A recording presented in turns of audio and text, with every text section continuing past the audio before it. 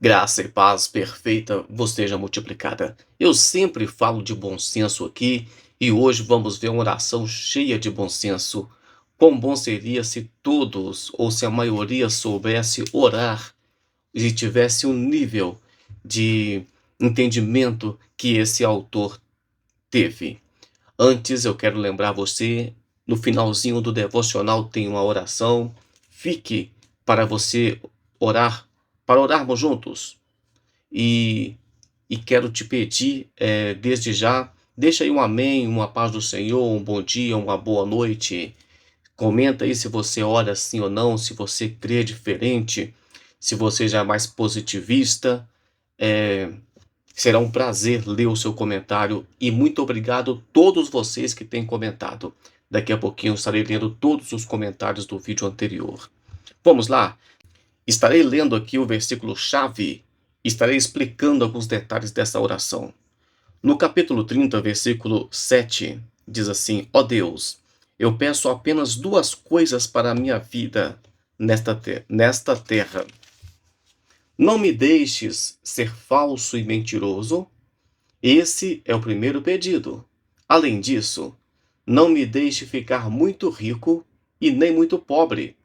Dê-me somente aquilo que me realmente preciso. Eu sei que você já imaginou várias orações na Bíblia que parecem com essa. Todas elas que teve muito bom êxito. No versículo 2, ele começa dizendo assim: Eu sou o mais tolo de todos, não tenho entendimento de um ser humano.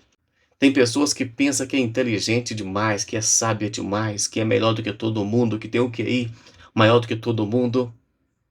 Sócrates, uma frase que é direcionada a ele, né, há mais de 400 anos antes de Cristo, vai dizer: Eu só sei que nada sei. Então, o maior intelectual da época já dizia: Não sei de nada. E aqui vemos um homem de Deus escrevendo, dizendo: Eu não tenho entendimento de um ser humano. Ou seja, quando a pessoa percebe que precisa de aprender mais, que precisa de buscar mais, que ela ainda não chegou no seu limite, essa pessoa ainda tem a capacidade de alcançar a sabedoria. Só de você perceber a sua ignorância, isso já é uma sabedoria muito grande. A filosofia é cheio disso. Ele começa no versículo 3, olha que interessante. Não consegui entender a sabedoria e nem consegui entender o santo. Em outras palavras, né, vou resumir isso aqui. Ele não entendia nem de filosofia e nem de teologia. Ele nem entendia as questões da vida, do cotidiano, e nem entendia sobre Deus, a grandeza de Deus. Mas pelo visto ele confiava muito em Deus. Agora no versículo, vamos pular o 4, você vai ler com calma na sua casa aí, o capítulo 30, versículo 4. Mas vamos pular aqui para o versículo 7. Ele vai dizer, ele vai pedir a Deus duas coisas. E para a sua vida, para todo o tempo que ele vivesse. Então, o objetivo da vida de Agur era ter uma vida, durante toda a sua vida, ele queria duas coisas. A primeira coisa é: não me deixe ser falso e nem mentiroso. Esse é o primeiro pedido. Aí ele começa a dizer: eu não quero ficar muito rico e nem muito pobre. Dois pedidos. Um, ele não queria ser muito rico e nem muito pobre. Ele queria ter um bom senso ali de prosperidade. Tipo isso. Nem muito nem pouco, necessário para sobreviver.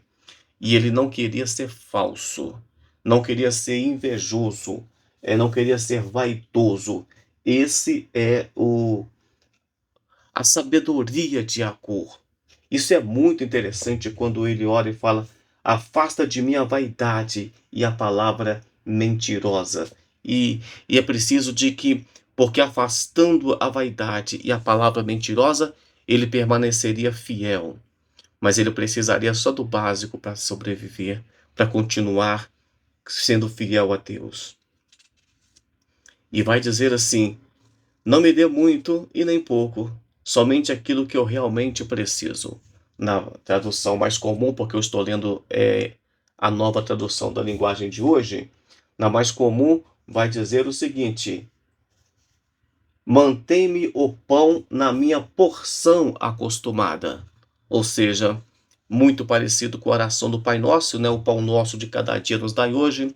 Muito parecido com a situação que aconteceu com os israelitas, os judeus hebreus, lá no deserto, que deveria pegar o pão para comer naquele dia. Muito parecido com a oração de Jacó, que pediu a Deus apenas alimento e roupa, e se Deus fosse com ele, e todas essas orações Deus recebeu. Vemos também o apóstolo Paulo em Filipenses capítulo 4, versículo 11 e 12, ele vai dizer que estava contente com aquilo que ele tinha. Olha que interessante. E ele sabia passar dificuldade, mas ele estava contente com o que ele tinha. Em 1 Timóteo capítulo 6, versículo 8, também vai mostrar a mesma linha de pensamento. É um pensamento tranquilo, não é aquele pensamento avarento, não é aquele pensamento das igrejas hoje que você tem que ser rico, tem que ser cabeça, tem que conquistar, tem que ter muito dinheiro, que o seu reino não precisa ser no céu, que o seu reino tem que ser nessa terra, e blá blá blá no seu ouvido, e a Bíblia não precisa, não mostra esse tipo de coisa. Para defender esse tipo de argumento, você precisa distorcer a palavra. Mas a palavra aqui, ela é rica, viva, eficaz e mais penetrante que a espada de dois gumes, que penetra até a divisão da alma, das juntas e do espírito, e é apta para discernir intenções e pensamento do coração. E ele vai concluir aqui no versículo 9 o seu raciocínio. Ele não queria ser rico demais, porque ele poderia ignorar Deus, perguntar quem é o Senhor, quando ele não precisa de nada. Para que Deus? E ele também não queria ser pobre demais para não correr o risco de ele ter que roubar ou cometer alguma coisa no desespero, né? E isso também é prudente, porque às vezes o ser humano fala assim: não, eu não faço isso e eu não faço aquilo. Você não faz nada até o momento em que a situação não obrigar.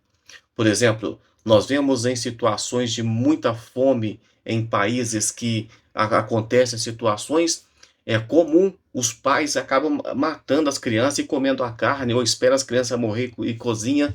E eu não faço isso. Claro que nós não fazemos, mas chega um nível de perturbação na mente da pessoa, que essa sensação que nós temos de segurança, de ser humano, e isso acaba. Nós voltamos como se fosse um animal novamente, e a oração dele é: não deixa isso acontecer. Olha que interessante. Nós precisamos de conhecer as nossas fraquezas e pedir a Deus para nos livrar. Então ele pediu: eu não quero ser muito rico para não ter falta de nada e não ter que orar, mais ou menos isso. E eu não quero ser muito pobre para ficar desesperado e perturbado da cabeça. Deveríamos aprender a fazer esse tipo de oração e pedir a Deus: Deus, me dá somente aquilo que eu preciso, e eu preciso apenas do Senhor comigo. Tem um ditado que fala que o pouco com Deus é muito, né? Mas a devocional de hoje foi essa meditação na oração de Agur. Ele reconhece a sua fragilidade humana, ele reconhece a fraqueza, né? Ele não se sente arrogante, ele sabe que a palavra de Deus é um escudo para aqueles que confiam. E quando fala que a palavra de Deus é um escudo para aqueles que confiam nele, no versículo 5, vemos aqui, eu já falei em um devocional também, Isaías capítulo 64, versículo 4, que desde a antiguidade não se viu, nem com ouvido se ouviu, nem com olhos se percebeu, um Deus além de ti, um Deus que trabalha para aqueles que nele esperam. Então, quando você espera em Deus, Deus trabalha para você. As coisas acontecem não no seu tempo, mas no tempo de Deus. E o que acontece no tempo de Deus permanece. Vamos orar? Senhor Deus, muito obrigado, Pai, por essa palavra, e que o Senhor possa, Pai, manter o pão de cada dia, as vestes, Pai, aquilo que nós precisamos. O Senhor nos orientou na tua palavra que não deveríamos ficar preocupados nem com o que havemos de comer, nem com o que havemos de vestir, porque o Senhor daria o sustento. Eu quero aproveitar essa oportunidade, Pai, e orar por todas as pessoas que estão passando dificuldade financeira nesse momento, está orando e, meu Pai, o Senhor sabe a situação de cada um, o Senhor sabe, Pai, a situação dessa pessoa, das contas, dos problemas que tem enfrentado, dos desacertos que a vida trouxe, mas que o Senhor possa, Pai, em nome de Jesus Cristo, trazer um sustento, trazer um refrigério, que o Senhor possa trazer a paz que o Teu Espírito Santo tem para nos dar. Deus abençoe você. Até amanhã com mais um devocional, se o Senhor assim o permitir.